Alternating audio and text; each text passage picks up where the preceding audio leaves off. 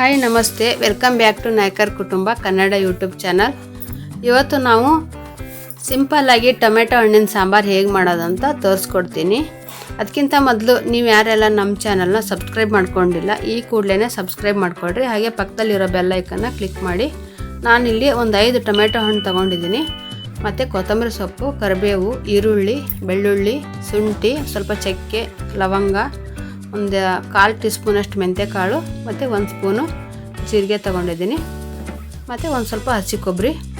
ನಾನಿಲ್ಲಿ ಎಣ್ಣೆ ಕಾಯೋದಕ್ಕಿಟ್ಟು 2 ಗಡ್ಡೆ ಈರುಳ್ಳಿನ ಕಟ್ ಮಾಡಿ ಇಟ್ಕೊಂಡಿದ್ದೆ, ಅವನ್ನ ಫ್ರೈ ಮಾಡ್ಕೊತಾ ಇದ್ದೀನಿ. ಇದೊಂದು ಸ್ವಲ್ಪ ಫ್ರೈ ಆದಮೇಲೆ ಇವಾಗ ಇದಕ್ಕೆ ನಾನು ಚಕ್ಕೆ ಮತ್ತು ಲವಂಗ, ಮೆಂತ್ಯಕಾಳು, ಬೆಳ್ಳುಳ್ಳಿ, ಶುಂಠಿ ಮತ್ತು ಕರಿಬೇವು ಸೊಪ್ಪು, ಜೀರಿಗೆ ಇವನ್ನೆಲ್ಲ ಹಾಕಿ ನಾನು ಮತ್ತೆ ಹುರ್ಕೊತಾ ಇದ್ದೀನಿ. ನೋಡಿ, ಇದು ಸ್ವಲ್ಪ ಕೆಂಪಾಗೋ ತನಕ ನಾವು ಕೈಯಾಡಿಸ್ಕೋಬೇಕು. ಇಷ್ಟ ಆದರೆ ಸಾಕು. ಇವಾಗ ಇದಕ್ಕೆ ನಾನು ಟೊಮೆಟೊ ಹಣ್ಣು ಸೇರಿಸ್ಕೊತಾ ಇದ್ದೀನಿ. ತುಂಬ ಹಣ್ಣಾಗಿರೋಂಥವಾದರೆ ಇನ್ನೂ ಸಾಂಬಾರು ತುಂಬ ಚೆನ್ನಾಗಿರುತ್ತೆ. ನೋಡಿ, ಸ್ವಲ್ಪ ಇದರಲ್ಲಿ ಸ್ವಲ್ಪ ಕಾಯಿ ಥರನೂ ಇತ್ತು, ಅದ್ರೂ ಹಾಗೆ ಮಾಡ್ತಾಯಿದ್ದೀನಿ. ನೋಡಿ, ಇದು ಸ್ವಲ್ಪ ಸಾಫ್ಟ್ ಆಗೋ ತನಕ ನಾವು ಹುರ್ಕೋಬೇಕು. ಇಷ್ಟ ಆದರೆ ಸಾಕು. ಇವಾಗ ಇದಕ್ಕೆ ಒಂದು ಸ್ವಲ್ಪ ಒಂದೇ ತೊಳೆಯಷ್ಟು ಹುಣಸೆಹಣ್ಣು ಹಾಕಿ ನಾವು ಫ್ರೈ ಮಾಡ್ಕೋಬೇಕು ಅದನ್ನು. ಇವಾಗ ಇದು ಕೊಬ್ಬರಿ ಹಾಕಿಬಿಟ್ಟು ಇದನ್ನ ಚೆನ್ನಾಗಿ ಫ್ರೈ ಮಾಡಿಕೊಂಡು, ಇವಾಗ ಇದಕ್ಕೆ ನಾನು 1.5 ಸ್ಪೂನ್ನಷ್ಟು ಖಾರದ ಪುಡಿ, 1 ಸ್ಪೂನಷ್ಟು ಧನಿಯಾ ಪುಡಿ ಹಾಕ್ತಾಯಿದ್ದೀನಿ, ಅಂದರೆ ಸಾಂಬಾರು ಪುಡಿ, ಮತ್ತು 1/4 ಟೀ ಸ್ಪೂನಷ್ಟು ಅರಿಶಿಣದ ಪುಡಿ ಹಾಕಿ ಇವಾಗ ಇದಕ್ಕೆ ಕೊತ್ತಂಬರಿ ಹಾಕಿ ಒಂದು ಸ್ವಲ್ಪ ಹೊತ್ತು ಇದು ಆರೋದಕ್ಕೆ ಅಂತ ಬಿಡ್ತಾಯಿದ್ದೀನಿ. ಇದನ್ನೆಲ್ಲ ಮಿಕ್ಸ್ ಮಾಡಿಕೊಂಡು ಇದೆಲ್ಲ ತಣ್ಣಗಾದ್ಮೇಲೆ ಇದನ್ನು ನಾವು ಮಿಕ್ಸಿಗೆ ಹಾಕ್ಕೋಬೇಕು. ಈ ಥರ ಸಾಂಬಾರು ಮಾಡೋದ್ರಿಂದ ನಾವು ಇಡ್ಲಿ ಮತ್ತು ದೋಸೆ, ರೈಸಿಗೆ ಅಂತೂ ತುಂಬ ಚೆನ್ನಾಗಿರುತ್ತೆ. ನೀವು ಒಂದ್ಸರಿ ಟ್ರೈ ಮಾಡಿ ನೋಡಿ. ಇಷ್ಟ ಆದರೆ ಸಾಕಿದು.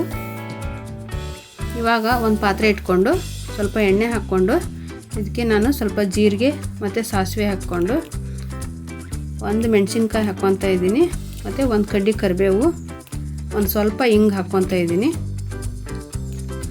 ನಿಮಗೆ ಹಿಂಗೆ ಇಷ್ಟ ಇಲ್ಲ ಅಂದರೆ ನೀವು ಸ್ಕಿಪ್ ಮಾಡ್ಬೋದು.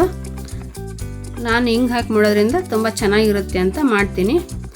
ಹಿಂಗೆ ಹಾಕಲಿಲ್ಲ ಅಂದರೆ ನಡೆಯುತ್ತೆ, ಯಾಕೆಂದರೆ ನಾವು ಮೆಂತ್ಯಕಾಳು ಹಾಕಿರೋದ್ರಿಂದ ಹಿಂಗಿನ ಅವಶ್ಯಕತೆ ಇರೋಲ್ಲ. ನಾನು ಸ್ವಲ್ಪ ಹಾಕ್ತಾಯಿದ್ದೀನಿ, ಒಂದು ಚಿಟಿಕೆ ಅಷ್ಟು. ಇವಾಗ ಇದನ್ನು ಮಸಾಲೆ ಎಲ್ಲ ಇದಕ್ಕೆ ಹಾಕಿ ನಾವು ಕೈಯಾಡಿಸ್ಕೊಂಡು ನಮಗೆ ಎಷ್ಟು ಬೇಕಪ್ಪ ನೀರು, ನಮಗೆ ಮೀಡಿಯಮ್ ಆಗಿ ಮಾಡಿಕೊಂಡ್ರೆ ದೋಸೆಗೆ ಮತ್ತು ಇಡ್ಲಿಗೆ ಅಂತೂ ತುಂಬ ಚೆನ್ನಾಗಿರುತ್ತೆ. ನಾವಿವತ್ತು ರೈಸ್ ಜೊತೆಗೆ ಮಾಡ್ತಾಯಿದ್ದೀವಿ. ಇವಾಗ ರುಚಿಗೆ ತಕ್ಕಷ್ಟು ಉಪ್ಪು ಹಾಕಿ ಒಂದು ಸ್ವಲ್ಪ ಬೆಲ್ಲ ಹಾಕ್ಕೊತಾ ಇದ್ದೀನಿ. ಬೆಲ್ಲ ಹಾಕೋದ್ರಿಂದನೂ ಸಾಂಬಾರು ತುಂಬ ಚೆನ್ನಾಗಿರುತ್ತೆ, ಸ್ವೀಟ್ ಖಾರವಾಗಿ. ಹಾಗಾಗಿ ಒಂದ್ಸರಿ ನೀವು ಈ ಥರ ಮಾಡಿ, ನಿಮಗೂ ಇಷ್ಟ ಆಗುತ್ತೆ. ಇವಾಗ ಇದನ್ನು ಬಾಯಿ ಮುಚ್ಚಿಬಿಟ್ಟು ಇದನ್ನು ಕುದಿಯೋದಕ್ಕೆ ಅಂತ ಬಿಡ್ತಾಯಿದ್ದೀನಿ. ನೋಡಿ, ಇವಾಗ ಇದು ಕುದಿಯೋಕ್ಕೆ ಅಂತ ಎಲ್ಲ ಈ ಥರ ಮೇಲೆ ಎಲ್ಲ ಗುರುಬಾಗಿ ಬಂದಿದೆ. ಇದಷ್ಟು ಹೋಗೋ ತನಕ ನಾವು ಸ್ವಲ್ಪ ಕೈಯಾಡಿಸ್ಕೊಂಡಿರಬೇಕು. ಡೈಲಿ ಬೇಳೆ ಸಾಂಬಾರು ತಿಂದು ಬೇಜಾರಾಗಿದೆ ಅನ್ನೋ ಟೈಮಲ್ಲಿ ನಾವು ಈ ಥರ ಟೊಮೆಟೊ ಹಣ್ಣಿನ ಸಾಂಬಾರನ್ನ ಮಧ್ಯಾಹ್ನ ಊಟಕ್ಕೆ ಮತ್ತು ಸಾಯಂಕಾಲದ ಊಟಕ್ಕೆ ನಾವು ರೈಸ್ ಜೊತೆಗೆ ಮಾಡಿದರೂ ತುಂಬ ಚೆನ್ನಾಗಿರುತ್ತೆ. ನೀವು ನಿಮ್ಮ ಮನೆಯಲ್ಲಿ ಈ ಥರ ಸಾಂಬಾರು ಮಾಡಿಲ್ಲ ಅಂದರೆ ಒಂದು ಸರಿ ಆದರೂ ಟ್ರೈ ಮಾಡಿ ನೋಡಿ. ಹೇಗೆ ಬಂದಿದೆ ಅಂತ ಕಮೆಂಟ್ ಮೂಲಕ ತಿಳಿಸಿ. ನಾವು ಬಿಸಿ ರೈಸ್ ಜೊತೆಗೆ ಸೂಪರ್ ಆಗಿರ್ತಕ್ಕಂಥ ಟೊಮೆಟೊ ಹಣ್ಣಿನ ಸಾಂಬಾರು ಸರ್ವ್ ಮಾಡ್ತಾಯಿದ್ದೀವಿ. ನಿಮಗೆ ಈ ವಿಡಿಯೋ ಇಷ್ಟವಾದರೆ ಲೈಕ್ ಮಾಡಿ, ಶೇರ್ ಮಾಡಿ, ಕಮೆಂಟ್ ಮಾಡಿ ಮತ್ತು ಸಬ್ಸ್ಕ್ರೈಬ್ ಮಾಡಿ. ಮತ್ತು ನಿಮ್ಮ ಫ್ಯಾಮಿಲಿ ಫ್ರೆಂಡ್ಸ್ಗೆ ಶೇರ್ ಮಾಡೋದನ್ನು ಮರಿಬೇಡಿ. Thank you for watching.